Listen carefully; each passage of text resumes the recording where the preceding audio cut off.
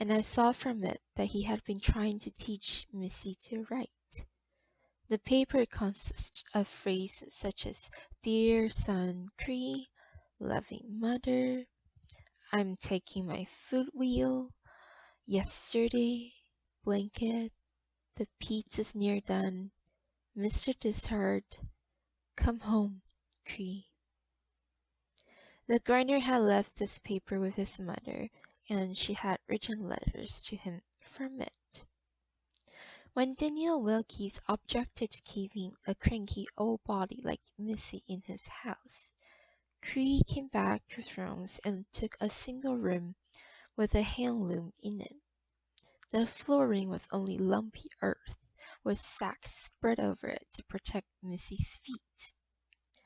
The room contained 2 dilapidated old coffin beds, a dresser, a high-backed armchair, several 3-legged stools, and 2 tables, of which one could be packed away beneath the other. In one corner stood the wheel at which Cree had to fill his own pines. There was a plate rack on one wall, and near the chimney-piece hung the wag-at-the-wall clock, the timepiece that was commonest in Thrums at the time, and that got his name because its exposed pendulum swung along the wall. The 2 windows in the room faced each other on opposite walls, and they were so small that even a child might have stuck in trying to crawl through them. They opened on hinges like a door.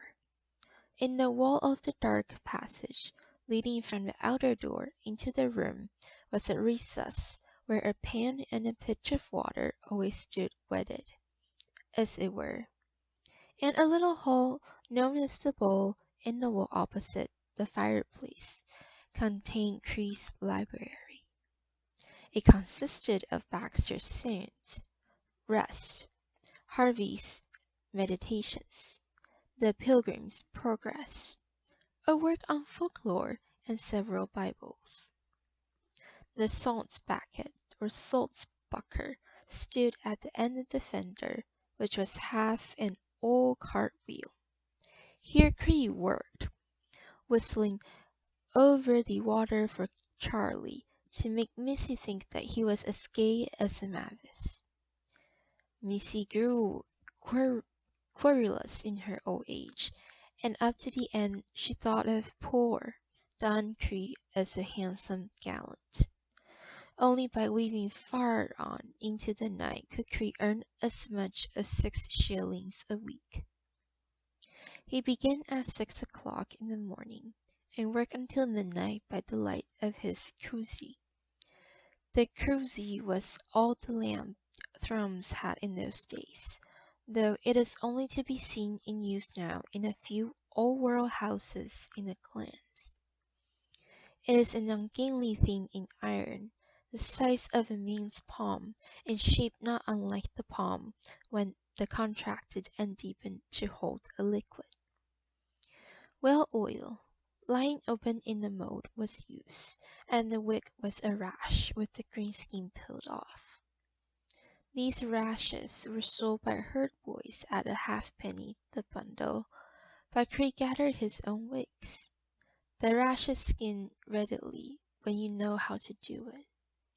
The iron mould was placed inside another of the same shape, but slightly larger, for in time the oil dripped through the iron, and the whole was then hung by a cleek or hook close to the person using it.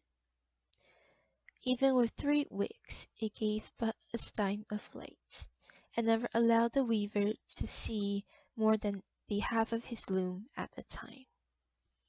Sometimes Cree used threads for weeks. He was too dull a man to have many visitors, but Mr. Dishart called occasionally and reproved him for telling his mother lies.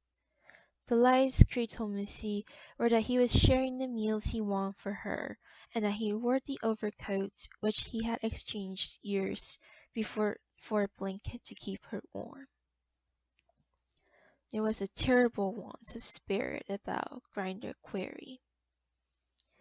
boys used to climb onto his stone roof with clods of damp earth in their hands, which they dropped down the chimney.